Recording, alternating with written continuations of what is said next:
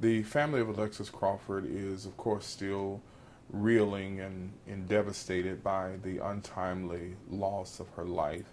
I spent much of the day yesterday consoling the family and helping them to plan the funeral services for Alexis. The um, unthinkable task that they have before them is one that is going to require the support and assistance of people in this community and people that are in their lives.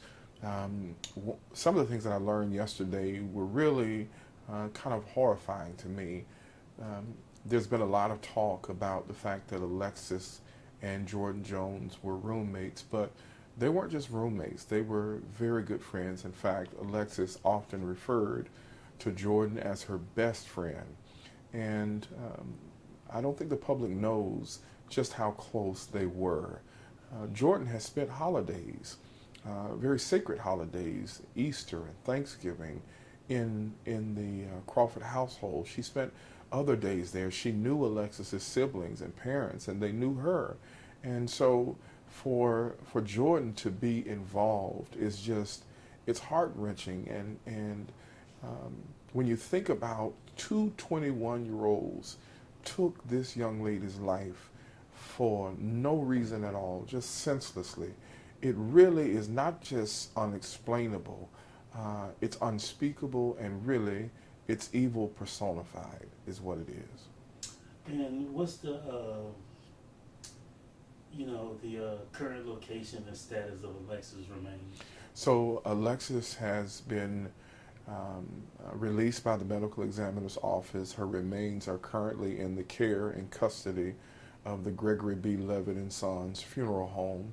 The investigators have announced that they believe Alexis remains, that she's been deceased since October 31st, and so her remains have been exposed to the elements of the weather in that park for a number of days. So the funeral home is going about the process of preserving and preparing her body to the best of their ability to make sure that we're able to see her beautiful face as she is laid to rest. And so her remains are currently in the care of the funeral home that will handle her services.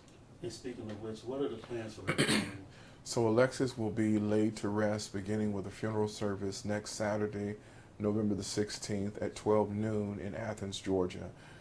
We expect that the family is going to receive the love and support and outpouring from people, not just in Athens, but across Georgia and around the country. It's open to the public. But I'd ask that people continue to pray for Alexis's family. She is from a very large family. She's one of 10 children. She's the third to the youngest. She was in college, and her two younger siblings, Tyrese and Alexandria, are also in college. And this was totally unexpected for them. So, I've asked that if people wish to send cards and well wishes or help the family to lay Alexis to rest, that they send those gifts or contributions or whatever it is directly to the Gregory B. Levitt and Sons Funeral Home to help this family through this very difficult time. And speaking of the family, how are they doing? Amazingly, the family is strong. They're as strong as can be in this moment. One of the reasons why I traveled to Athens yesterday to help them start the process of planning the funeral is there's something cathartic and healing about starting that process, because it kind of helps the family to have something to do other than just sit around and grieve and cry. But they're actually in the process of planning out her services, and so those services will be next week in Athens. And the family is doing as well as can be expected. The mother and father are very strong people, and so are all of the children. One of the things that we talked about yesterday after we prayed together and cried together is the fact that in these moments you have a couple of options. You can allow a tragedy like this to make you as a family, to make you stronger, to make you wiser, to make you love each other more, or you can allow it to break you. I'm convinced, in fact, I'm persuaded that this family is going to be stronger, they're going to be closer, they're going to love each other more, And through all the tears, there was a little bit of laughter yesterday, and I could see some semblance of joy returning to them. I assured them that having been through tragedy myself, weeping endures for a night, but if you hold on, joy comes in the morning. And I think morning time is not going to be soon, but morning time is on its way for Alexis's family. Did they ever say how they felt about Jordyn? You know, what's remarkable is I've spent I've spent every day, let me say that again. One of the things that is remarkable about Alexis Crawford's family is although Jordyn and Barron took Alexis's life, I've not heard 1 ounce of what I would call hatred. And it's just remarkable. They're focused not on Jordyn or Barron, they're focused on Alexis right now. They want to celebrate and honor who she was, who she is to them, and who she will always be. They're not focused on the cowards that killed her.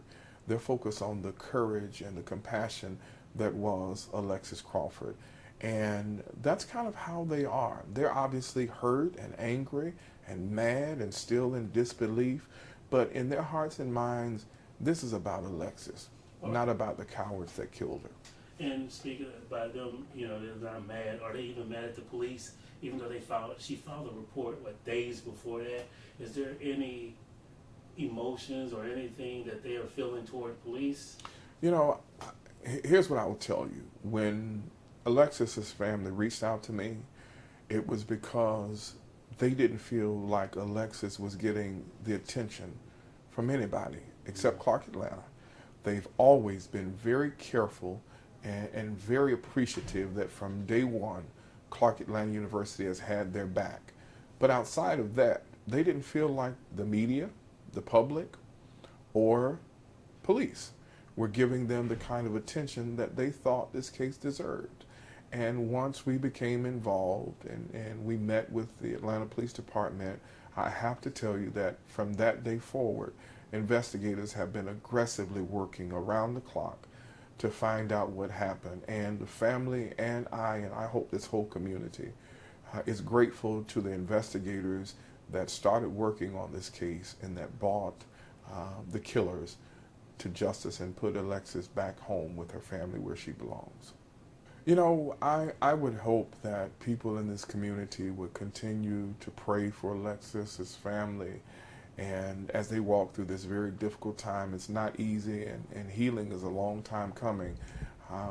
Alexis is one of 10 children to 2 very loving parents, and they were obviously not expecting to have to bury this baby. But next Saturday, we will lay her to rest. And again, the services have been entrusted to Gregory B. Levitt and Sons Funeral Home, and those who have reached out to my team and reached out on social media.